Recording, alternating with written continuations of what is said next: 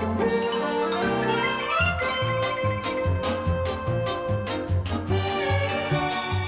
everybody, it's Chris Eads, known online as Wootini, here with another of my Gay Gamer video podcasts. Starting with a quick movie review, I went to see Ralph Breaks the Internet, and it was thoroughly entertaining, surprisingly just as clever and fun as the first one, although I do prefer the first one to this one, simply because video game references and jokes I like better than internet references and jokes, but that's just me. There's still plenty of clever bits and references. My only complaint is that it could have lost a good, 15 to 20 minutes. It felt a little bit long, it just felt a little bit drawn out, like they were padding it. So it could have lost a little bit of that. Just could have been tightened up a little bit. Also, the ending was kind of unexpected, I thought. Not to spoil anything, but it was unexpected. And I was like, oh. Bless. But stay through the credits. After the initial credits, there's a little joke, but then there's the scrolling credits, but stay till the very, very end of those, because there's a really good joke at the end. It's totally worth sticking around for. Although, I do have to say, this is the second week in a row where I have gone to the 19th Street AMC Theater and had a problem with someone sitting in my seat. You might recall when I saw Fantastic Beasts, I mentioned that I went to sit in my seat and the guy next to me was like, that's my sister's seat, she's coming, that's her seat. And I was like, but this is my seat. And he's like, no, it's her seat, and they reserved the same seat for both people. And here, I went down to the row where I was going to sit, and it was all these moms and their kids, and I'm just like, what the hell, why there's someone in my seat? And I didn't even know which one of them was in my seat, but somebody was clearly in my seat. So I went straight out. The trailers were already going, and I went straight out, and I told an employee, and I was like, excuse me, I have seat D8, and there's somebody sitting in seat D8.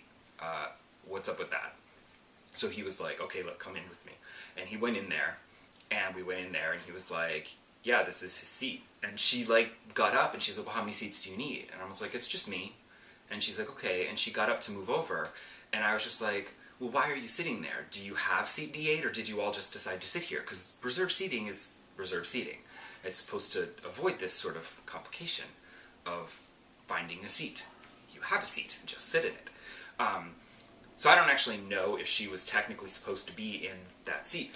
But I was like, what the hell, AMC? I was like, well, I don't want to sit in the middle of all of you. And this other woman was getting up, and I was like, if you guys want to just scooch over, you can all still sit together, and I'll just sit on the end here, and it'll be fine. Because it was still centered, I scooched them over, because I didn't want to sit, all the way on the side, because I don't like to sit on the side at the movies, especially when it's in 3D. So they just sort of scooched over a couple seats, and then I sat in D7, which was fine. But I'm going to have to stop going to the 19th Street one, or at the very least, if I'm going to the 19th Street Theater, only buy my ticket a couple of days in advance instead of a week in advance. Because whenever for both Ralph Breaks the Internet and Fantastic Beasts 2, I bought my ticket a week in advance. As soon as they were like, hey, tickets are available, I'm like, okay, I'll go next week, blah, blah, blah. And I'll reserve my seat a week in advance, and at that particular theater, that doesn't seem to be the best idea. Anyway, as for gaming, you might recall that I'm still trying to finish Okami. That is still happening, because even though I had my trip to my sister's for Thanksgiving, and I played it for almost a couple hours on the way up, I didn't actually play it on the way back. I watched Mr. Science Theater instead, because I was tired and I was just not in the mood to focus on a video game. I just wanted to sit back and watch a movie. But I played for almost a couple hours on the way up, and still did not finish. First of all, it's because I hit a section on Oni Island which, as you might recall, I thought, oh, Oni Island, the big boss, I'm coming to the end of the game. No, it's just another boss. There's still more after this. But I hit a point where you had to do races against a little magic thing, a little scrap of paper, and I was just like, what the hell is this? The first couple were okay, but then there was one that was jumping saws that was and I prefer games where like the rest of Okami, you say, I need to get to that location and I am here. How do I get and do this? Like, how do I accomplish this task? And you use your brain and you figure out, I see, if I go here and then there and do this and then that, I can accomplish this task. I don't like games like this, which are like racing things where it's a matter of timing and skill and pushing the buttons at the right time and getting it, just furiously pressing the buttons and like racing. And it's just a matter of repetition where you do it and you're just not quite fast enough, so you have to do it again and try to shave a second more off your time and do it a little bit faster. And it's just again and again, and you're doing it over and over and over and over, and then that repetition is not fun for me. That's not how I like to play games. I hate that kind of repetition. It drives me insane. It makes a game not fun, and it made me want to rage quit. Particularly because after I finally made it through that race, the next race was even worse, because you had to dash through these like spiked wheels, and you had to like dash under them at just the right spot, which was fine, except that you then had to make a 90-degree turn to do the second half of the course, and when you made that 90-degree turn, the game camera did not turn with you. So you either had to blindly race and hope that you didn't run into anything, which you're gonna run into anything, or take a second to adjust the camera for yourself. And eventually I was able to adjust, like flick the camera around just enough, and I just got it so I could navigate better, and I finally made it. But it took a bunch of tries, and it was super frustrating and annoying, and the game, I felt, was actively working against me doing this correctly. And then of course I finally finished the races and won and got to the boss, and I beat Ninetales, and again, ta-da, you've saved the day. But wait, there's more evil in this other area over here. So now you have to go up to this northern area with all the snow and defeat another evil. This one seems to be a tag team of twin evils, so hopefully I can do 2 birds with 1 stone, and maybe this is the last section of the game? I don't even know. The only way that I know how close I am to the end of Okami is because I looked at that walkthrough to see, like, how come Oni Island wasn't the end of the game. And it turned out there were a few more sections after that. So I'm like, okay, fine. So now I think I'm in a section where there's like 2 more sections after this. I don't know if that means 2 more bosses or just 2 more sections. I don't want to look at the walkthrough and spoil things. But normally when you play a game, it's like, oh, you have to collect these 9 gems to defeat the evil. And when you get to gem 8, you're like, I'm almost done with this game. And you have a sense of how close you are to the end of the game. But much like in Spider-Man, where you finally defeat the boss that you've been fighting against this whole time, and they're like, yes, that is the end of this game, but there's still more to do. And it just felt tacked on. Like, these just feel like, I felt like I ended it at 10 hours in, and that was the end of the game. And then they're like, nope, there's more evil, go defeat that evil. And then I do that, and they're like, no, there's still more evil. And I'm just like, if you had told me from the start, there are 4 evils that need to be defeated, I would at least know, okay, now I've defeated the second one, there's 2 to go. Just so I'd have a sense of how long this game was going to be. I still don't know. At this rate, I'm going to have to put Pokemon on my Christmas list, because that might be when I finish Okami. We'll see. I'll have a nice long train ride out to Long Island for Christmas Eve, so I could play it there too. Yeah, so I've also been playing Red Dead 2, though not as much, because I'm at a point where there's only 1 mission left, and it's, like, available. Not left, there's still a lot to do, but there's 1 mission available, and it's to do this train robbery, and I'm like, I don't want to rob real people. Like, I didn't mind robbing that one guy's train, because he was just a rich dude, and you're just stealing stuff off it. But this one, it's like a bunch of passengers, and I'm like, that's kind of rude, and I don't play that way. Because I will always play the better way. I always play the good guy. So when I'm playing this, like, outlaw, it's difficult for me to play it and not kill people.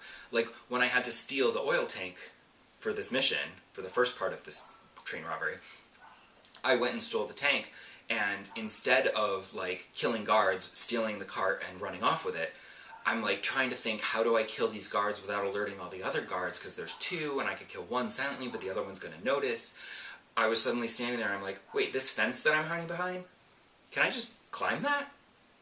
And I pushed the button, and I totally climbed the fence, and I was like, F this, and I just jumped on the cart and rode off with it, and rode away without having to kill anybody. Mind you, I had to steal it a couple of times because once I got out and they chased me down, and I thought I got away, but then as I was going to the drop-off point, some more guys came and they're like shooting at me, and I'm like, ah, crap. And they hit the tank and it blew up, so that was kind of the end of that, and I had to do it again. And then another time I was trying to avoid the roads to avoid the authorities and people seeing me with my stolen cargo, and avoiding the roads is great, except that there was a ditch that I dropped my cart, fell into it, and it blew up. But at least that time I'd gotten past a certain checkpoint area, so that I suddenly like respawned and I was in the middle and I could just keep going and nobody was chasing me, and that made it a lot easier. Yeah, I keep trying to play it like nice, and I know that's not how Rockstar intended you to play this game, but that's how I'm playing it, so sorries. But I did discover fishing while I'm waiting for the second half of this train robbery mission. I did a little mission where I went fishing with a little boy, and now I can catch fish, and that is another thing to waste time with that will keep me from completing this game in a timely fashion. I also haven't been playing a lot of Red Dead 2 because there was another update to No Man's Sky. A few weeks ago they had the Abyss update, which added new underwater areas, and they just made the underwater stuff way cooler with lots more stuff, and they added a submarine that you could build, and I wasn't so into that, so I actually was playing Red Dead and not that. But now they did No Man's Sky Visions, which much cooler. It's more of like a visual upgrade, and they like made everything just look prettier and more colorful and more interesting and more alien, and there's new creatures and new biomes, and it's super cool, and they've added a bunch of other stuff too, which hopefully I'll get to eventually. I'm really excited about like digging up the alien dinosaur bones. That's super cool. Haven't seen any of that yet. But like when I went to do this, I was like, ugh, it activated the Abyss mission, and I'm like, okay, fine, let me go and do the Abyss missions, and I'll just do that story. And I ended up playing for like hours on Saturday afternoon, just like glued to my television, just obsessed and exploring whatever. Because it was hard because the planet where the Abyss mission was taking place, where I had to like build the exocraft and power it up and get the engines going, and it's the whole procedure, one stage after the next, and then explore the undersea areas to discover what happened to the crew of a crashed freighter. It didn't end well. Spoiler alert. It happened to be on a planet that was like a threatening sentinel activity planet, so it was really hard for me to get anything done.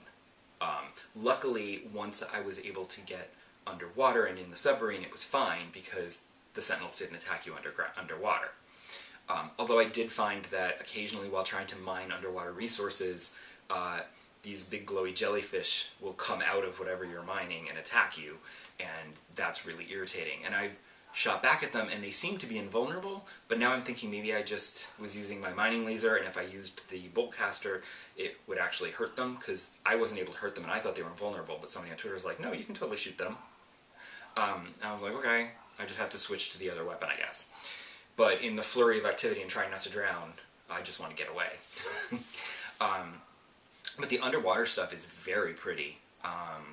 So I'm looking forward to, occasionally exploring some underwater areas, although having to gather the resources to build that exocraft submarine every time, I'm like, But it's great, and the Visions has added some super alien new worlds, and I look forward to exploring those.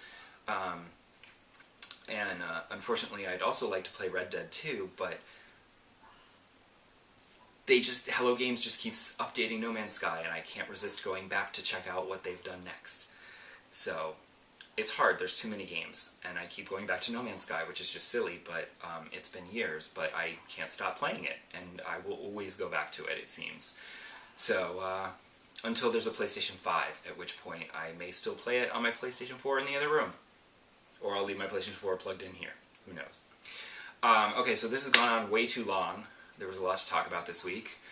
Come back next week, and hopefully I won't have as much to talk about, and I won't be quite as long-winded. See you then. Bye!